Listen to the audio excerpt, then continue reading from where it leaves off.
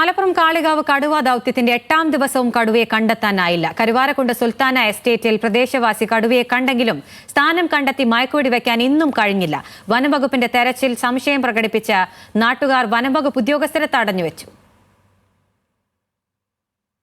കരുവാരക്കുണ്ട് സുൽത്താന എസ്റ്റേറ്റിൽ സ്ഥാപിച്ച ക്യാമറയിൽ കടുവയുടെ ദൃശ്യം പതിഞ്ഞു. RRT സംഘത്തിന്റെ തിരച്ചിലിനിടെ കടുവയെ മറ്റൊരിടത്ത് നാട്ടുകാർ കണ്ടെത്തി വനംവകുപ്പിനെ വിവരമറിയിച്ചു. ഇത് കുരുക്കൽക്കാട് എസ്റ്റേറ്റാണ്. സൗണ്ട് കണ്ടില്ല, ഞാൻ നേരിട്ട് കണ്ട് സാധനം ആ ഓടുന്നു. കടുവയെ കണ്ടെത്തിയിട്ടും ഒരു നടപടിയും എടുക്കാൻ വനംവകുപ്പ് തയ്യാറാകുന്നില്ലെന്നാരോപിച്ച് നാട്ടുകാർ വനംവകുപ്പ് ഉദ്യോഗസ്ഥരെ തടഞ്ഞു. രാത്രിയിൽ പ്രദേശത്തെ ജനങ്ങൾക്ക് സംരക്ഷണം നൽകണമെന്നായിരുന്നു പ്രധാന ആവശ്യം. തുടർന്ന് പോലീസിന്റെ സാന്നിധ്യത്തിൽ നാട്ടുകാരുമായി നടത്തിയ ചർച്ചയിൽ വനംവകുപ്പ് സംരക്ഷണം ഉറപ്പു നൽകി. ഒരു പെട്രോളിംഗ് ടീമിനെ ഫോം ചെയ്തിട്ട് എല്ലാ സമയത്തും ഇവിടെ ഉണ്ടാവുന്ന വിധത്തിൽ ഒരു ടീം പോകുമ്പോൾ വേറെ ടീം വരുന്ന വിധത്തിൽ നമ്മൾ സംവിധാനം ചെയ്തിട്ടുണ്ട്. കടുവയെ കണ്ടെത്തിയ സുൽത്താന എസ്റ്റേറ്റിലും ഒരു കൂടും 2 ലൈവ് സ്ട്രീമിംഗ് ക്യാമറകളും സ്ഥാപിച്ചു. വെള്ളിയാഴ്ചയും കേരള എസ്റ്റേറ്റും സുൽത്താന എസ്റ്റേറ്റും കേന്ദ്രീകരിച്ച് തെരച്ചിൽ നടക്കും. ന്യൂസ് മലയാളം, മലപ്പുറം.